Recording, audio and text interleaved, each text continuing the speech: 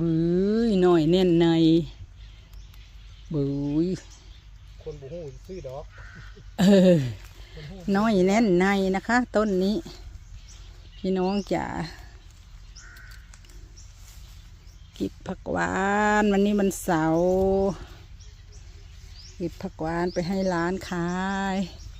ว่าจะให้เพื่อนมาเก็บน้ำผัดโตอุ่นๆซะเลยมือนี่โอ้ยผู้นึง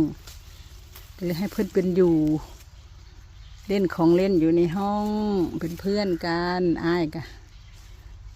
น้องกับบ่ต้องให้มาจริงๆวันเสาร์อาทิตย์ก็ให้มาเก็บเองแล้วก็ไปนั่งขายตลาดพี่น้อง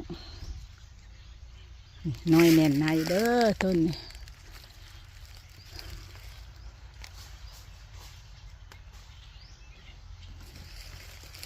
ยอดงามปลาล่ำปลาเลือเห็นโบ